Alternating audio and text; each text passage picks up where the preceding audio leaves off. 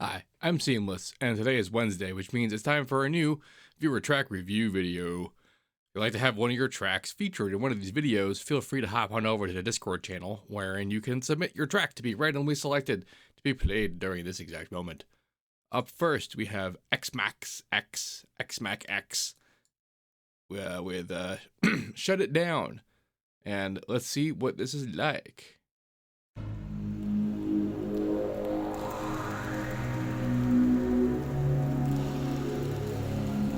Xmacx music.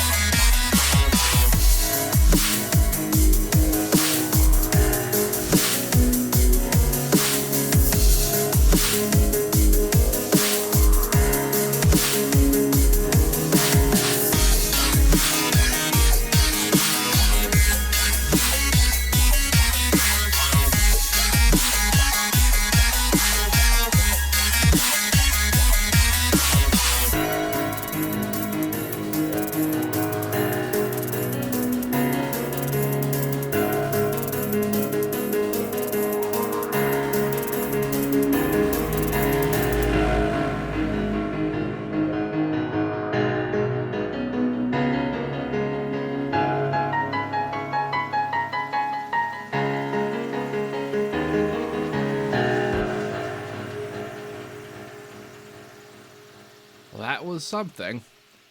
This track has it's so very weird because it's not the kind of bad that normally associates with the sort of stuff that's in it. And it's hard to say that it's necessarily even bad. Now, where even do I get off even for using the word in there then? Well, let's talk about some things. The only like concrete thing I could say that is like something that is a problem is just that for how loud this is, the higher frequencies are way up there. This is tremendously top heavy and it just doesn't need to be that loud. And it hurts a bit much. Like I'm monitoring down pretty low, and by the time you get kind of in here, it becomes like you can feel the endurance and having to keep up with it just to hear what's happening in the high frequencies. But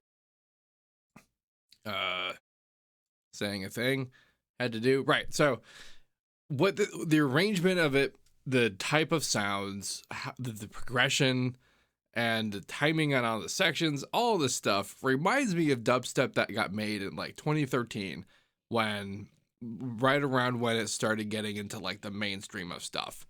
There had been some big ones, and like 2010 happened, and it wasn't so new. It had gotten like sort of expected at this point, where you would hear kind of, oh, here comes dubstep, and then there'd be this exact kind of sensation would pop up. But here's the thing. This is like someone went and did that, but did the good version of the bad thing. This is like the bad arrangement, the bad, like, but better, but done up like with actual care and motion and on some things. It still had some of the strange choices, but the thing is that I could see them making sense if that style of dubstep was your target. That the way, the flow of it all, and like how it all ends up. But it just seems, it's just interesting that the particular kind of dubstep you appear to have keyed in on is the kind of dubstep that was made mostly out of like a quick grab of what dubstep was as a genre to mainstream it. And also, like, mix wise, the mix ain't that bad. Like, it's pretty good, all things considered. And there's a lot of things to consider.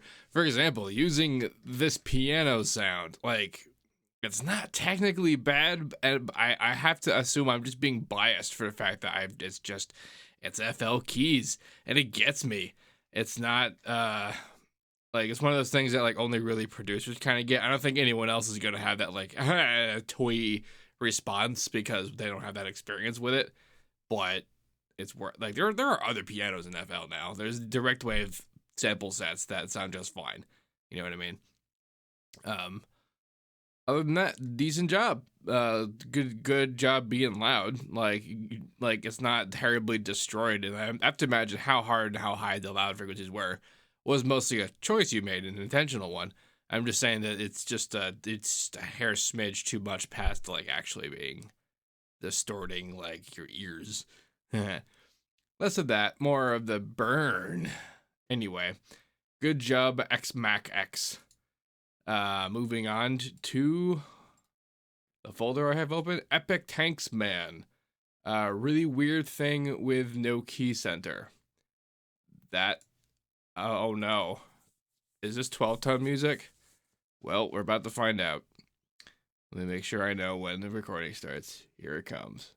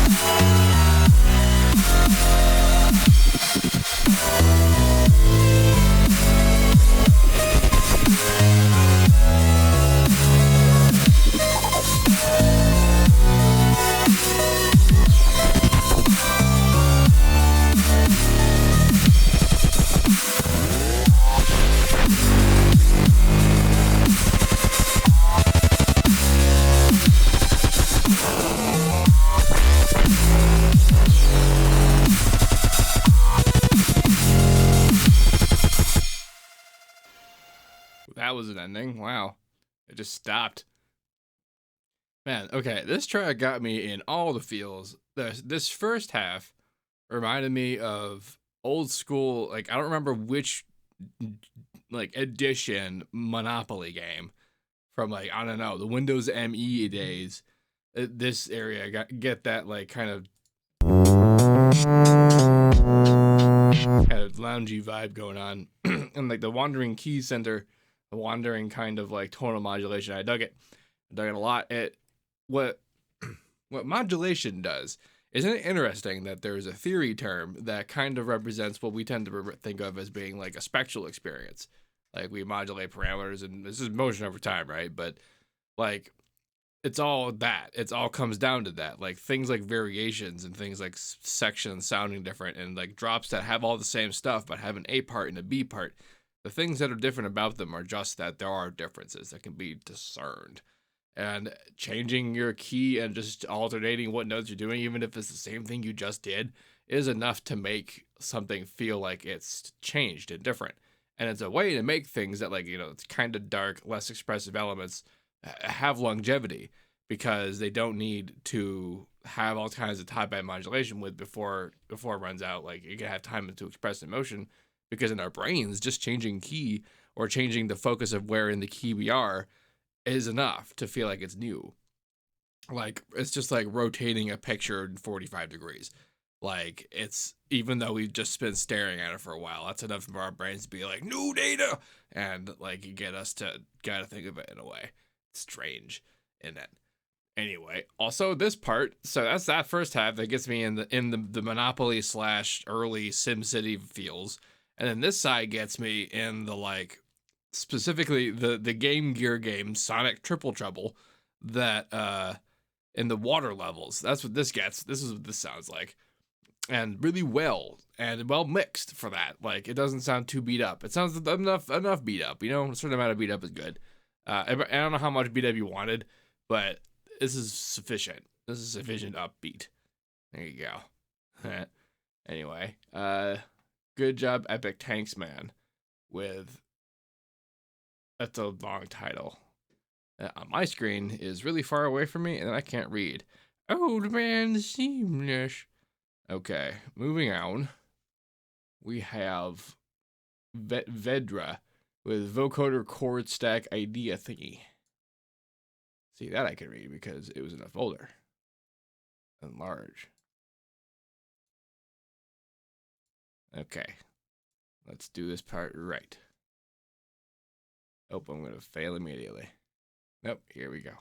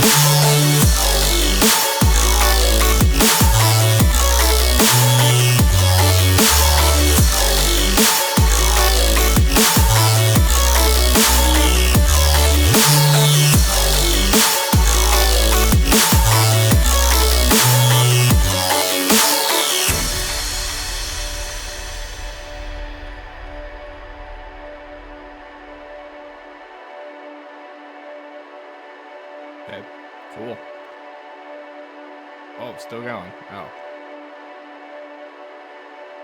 I mean, it's a nice texture. Look at that ringy bit. Ah. So you might have seen me mousing over this over here. And let's go back to that for a second. Just continue.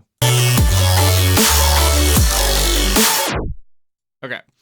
So the point that I wanted to make was that this track has a serious case of everything is the same amount of present.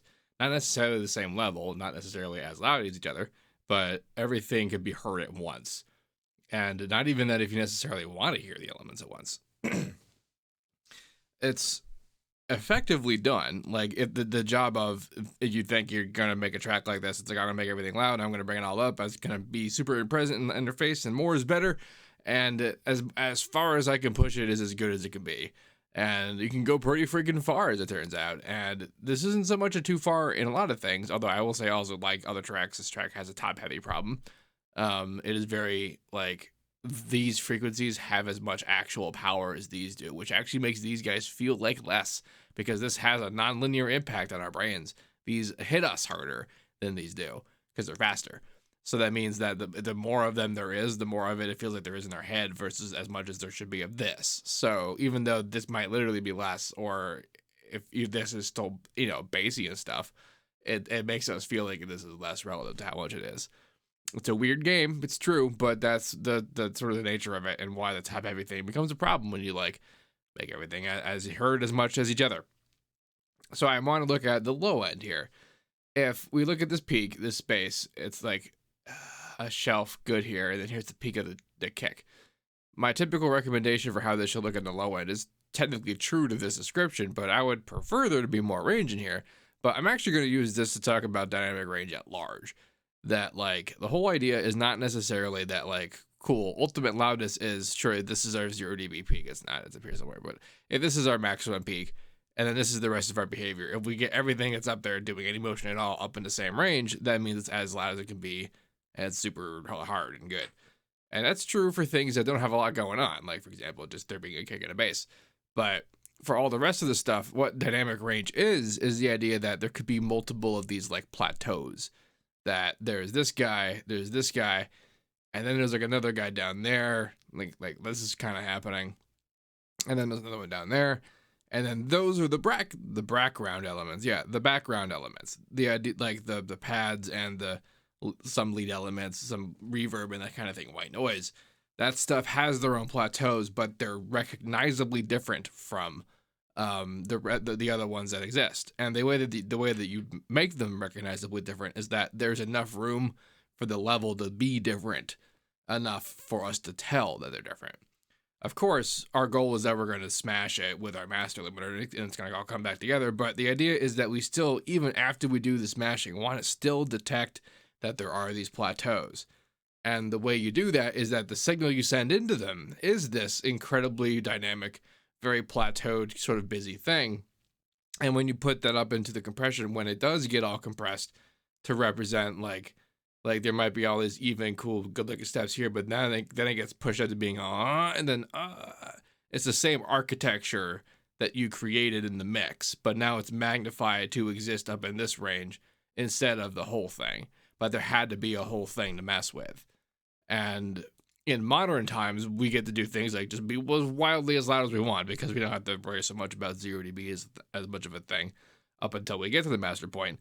And the value of that is like the value of working with like 8K footage. We don't look at 8K footage when we look at a YouTube video, but some of that stuff was made with recordings on 5K and 8K files. And the value of that was that very high frequency, high dynamic range, high resolution data, presumably high dynamic range, gets edited down more effectively into the range that we get to see it at, but in the control of the editors who were the ones doing it. And that's sort of what we're doing here when we make mixes and things. So the synergy of creating a mix designed is this creating a mix that's designed for the compression that's that hard. With the idea that since we're going to compress it this hard, we have to have all this space in between things. And the space just needs to be noticeable.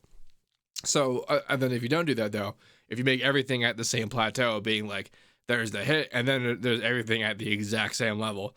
Then you get this track's kind of feeling, which is that everything that happens is as noticeable as every other thing that happens, versus creating like you hear a texture and then there is this other stuff that's aiding it, but you as a listener are not necessarily forced to notice it unless you want to like kind of stare at it a bit with your ears. That's a kind of a weird thought, but yeah, I hope that made sense. I hope that consideration of dynamic range and mastering also made sense. But otherwise, good job. I like the lasers and that texture at the end. That seemed like a weird thing to bring up, but that texture is actually pretty cool. Okay, this next person's name is going to take some effort. Alakazavartin Dimension is the name of the track. Wee. Okay. Here comes this. Here comes this again at the beginning.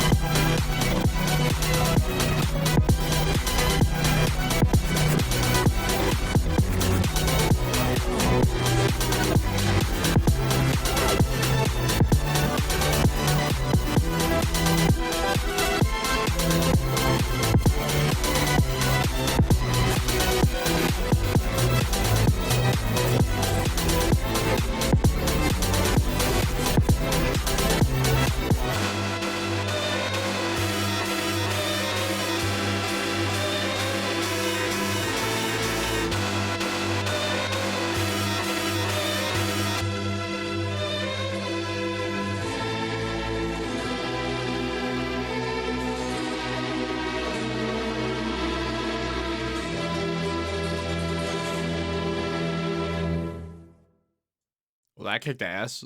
The whole thing was awesome. Holy shit.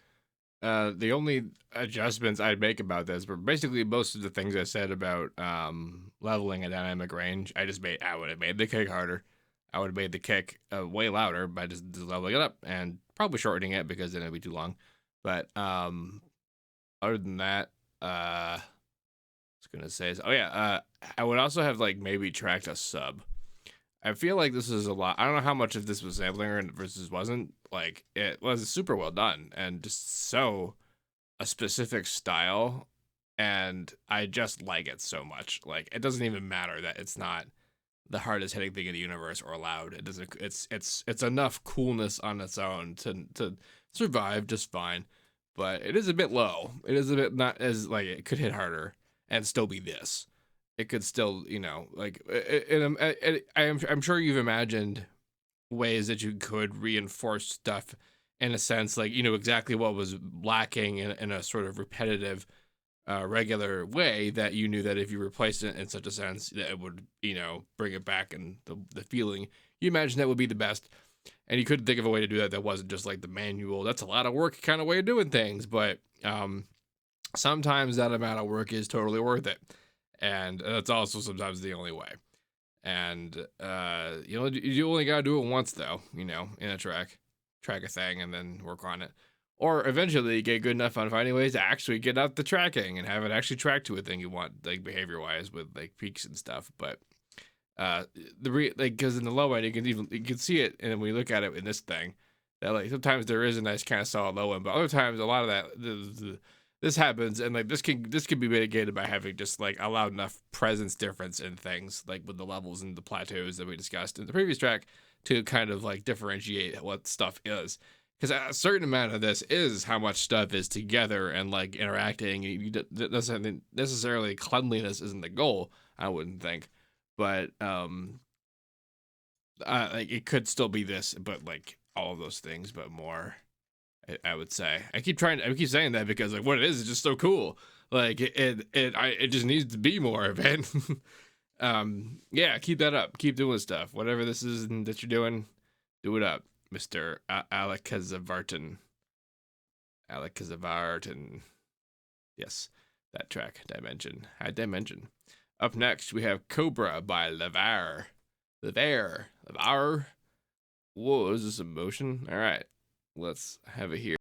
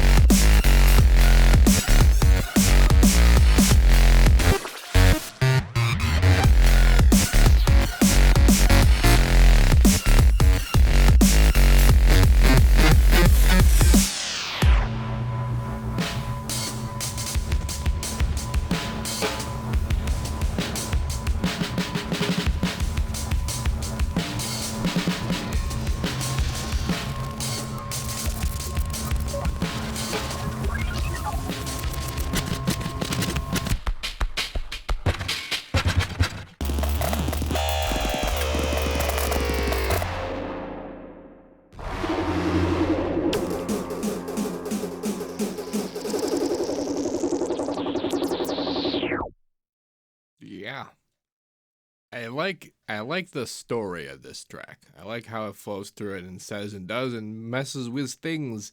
It's extremely animated. It's very like a score of something, a thing's theme. That's what I like about it. It has a bit of, well, actually, it has a lot of that leveling problem with the sub. Although I say a problem, but the side chaining is very effective in this track. The mix on this is as such that the fact that this note and this kick is like the same level is fine. Like mostly because the impact is sustained. It doesn't suffer for it. There's no lack. And this is actually a pretty good example of what it is to like be okay with your stuff. Like I'm not saying I don't know like how anyone the person who made this felt about making it, but we were talking before about a whole bunch of stuff about essentially trying to make a thing that sounded like this. But here is an example of it as managing to do it, but while still having the sub be this loud. And the answer is, well, yes. If you can manage to do it while still having the sub be this loud, by all means, still have the sub be this loud. But most of the time, when it's a problem, it's because the sub is this loud. And it was just not accounted for. One way or the other, one of them being don't make it that loud. But this track accounted the hell for it. Like, you can see the account occur. And it's also used to great effect as an effect when it's like taken apart and pieced up and like played with. This track does a lot of playing with stuff, and I got to approve of that. It also has about the right amount of like top end force. Like when I keep talking about top heavy tracks, this is an example of a track that's not doing that while still managing to be quite loud. That it's straddling the edge of it. It makes it kind of feel a bit dark, but I think it's actually also mostly because the sub is so freaking loud, which is to say, as loud as the kick. So relatively speaking, it makes the track overall feel darker, even if there is sustained, regular, full spectrum presence occurring most of the time anyway. Dope track is dope. So strangely this track doesn't have this problem, but a lot of the other tracks were leaning in the vector scope. I was looking in the vector scope and your stuff's like just kind of like one track I have a feeling was the point, was doing that kind of on purpose, but another track I don't think was doing it on purpose. And like either way, check your leans, guys. This track is not leaning. This track is pretty well centered. So good job there. Moving out up after here, we have A440 with Hyperfunk. Ladies and gentlemen, the root note is here to give us something. I think we've had it on before, but that's okay. A440 jokes.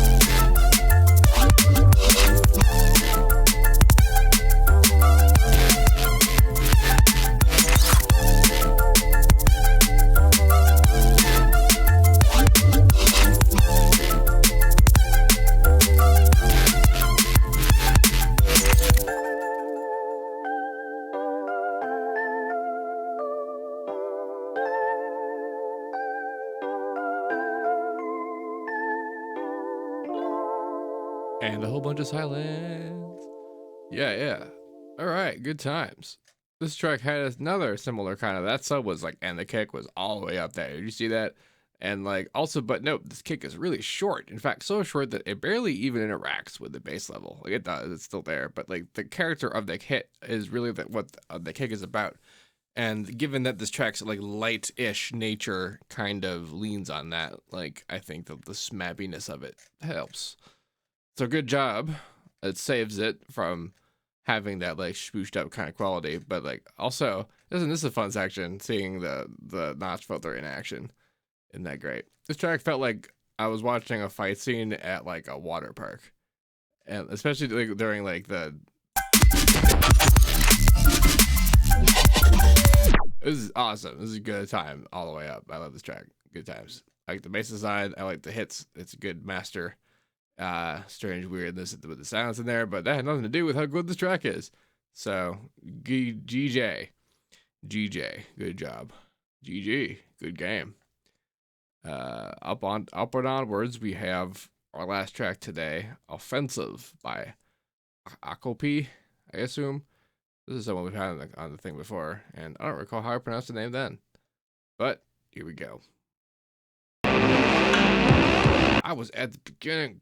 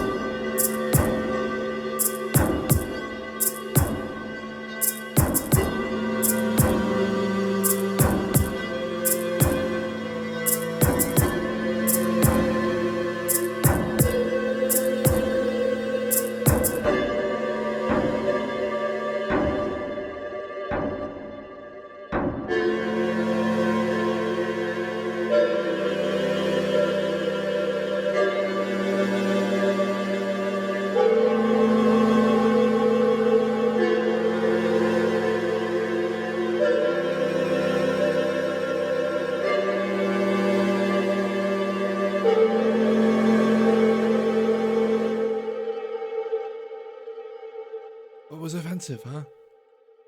I like this. It was very it had a wider range of expression you'd expect with something like that, but like I haven't heard a good solid just like, I don't know, a song. Like it's not necessarily the sort of content you expect a viewer who is aware of who I am and like engaging in my channel to sort of make, but like, you know, I dug it. I can't really find a lot of faults in this because mostly this sort of thing didn't have a lot of that, like, it didn't have a lot of the typical restraints, you know what I mean?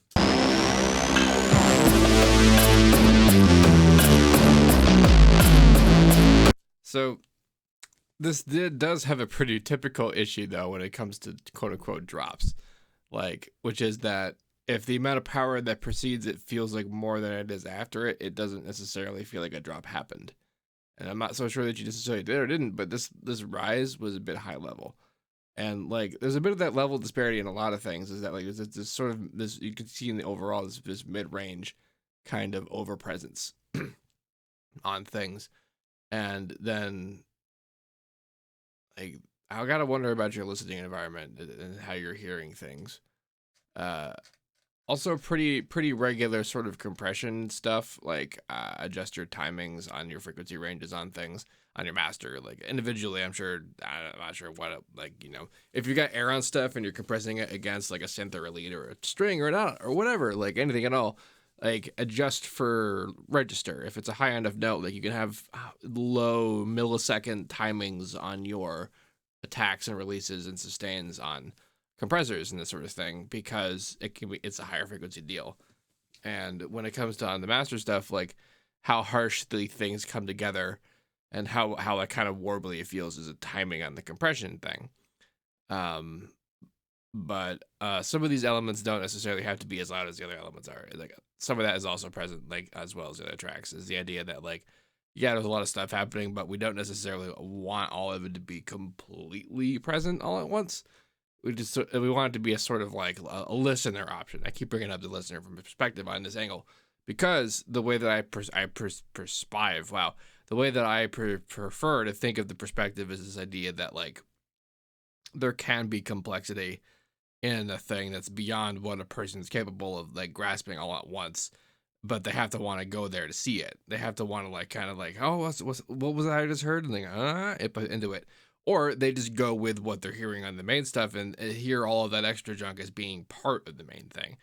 And it's true as designers that we want to have all our stuff be all as well heard so that the person who's listening to it can appreciate it the way that we do because we made the thing. But that's not us. The song, unless it is us and that's how you want to hear it because you want to hear everything happen. Like if you're making it for yourself and that's what you want, then like nothing I said matters. But presumably we're not.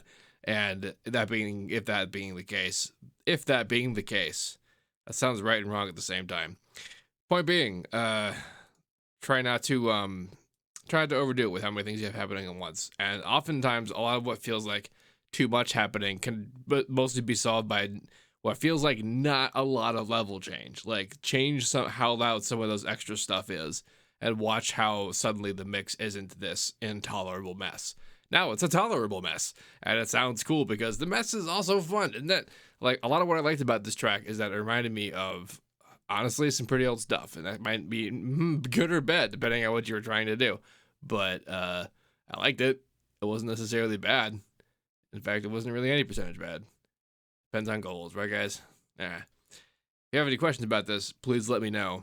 Don't forget to like, comment, subscribe, and all that good stuff. And as usual, have a nice day.